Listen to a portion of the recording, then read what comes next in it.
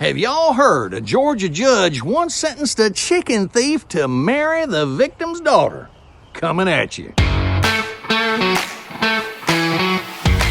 Well, slap my knee and call me impressed. Back in 1918, a young man named Jim Williams was caught stealing chickens from farmer Henry Davis in Dodge County, Georgia. Well, when brought before the judge, Daniels, our creative judge, had an unusual punishment in mind. He was creative indeed.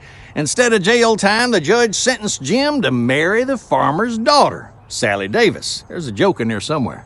Well, it turns out Sally had been sweet on Jim for years, and the farmer had been trying to get them together. Well, the judge claimed he was saving taxpayer dollars and solving two problems at once.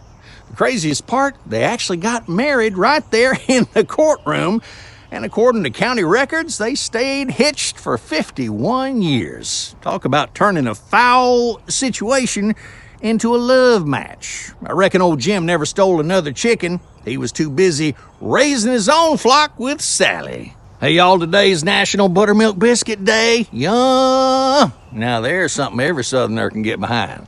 These flaky pillars of heaven have been a staple on Southern tables since the 1800s. Did you know that before the Civil War, biscuits were actually considered a luxury? That's right. Wheat flour had to be shipped from the north, so most folks, well, they only made biscuits for Sunday dinner or for special occasions. That's why we treat them like gold. Yep.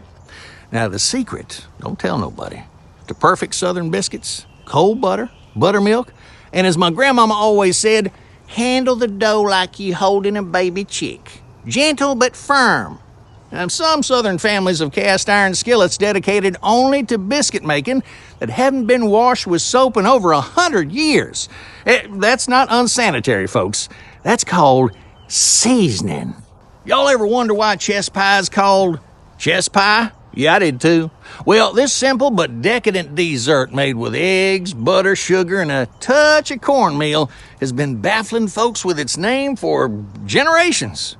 Turns out the most popular story is that when a Southern gentleman asked what kind of pie he was eating, the cook replied, "It's just pie." Just pie, which is, in a Southern accent, sounded like chess pie.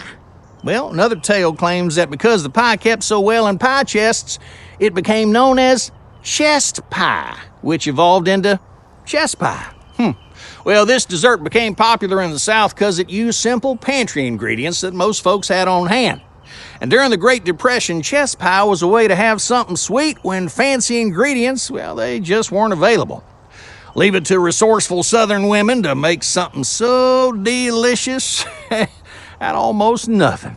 Hey, y'all, with Memorial Day coming up and fishing season in full swing across the South, did y'all know the Bible mentions fishing over 35 times? Those disciples weren't just spiritual fishermen. Most of them were actual commercial fishermen before Jesus came along.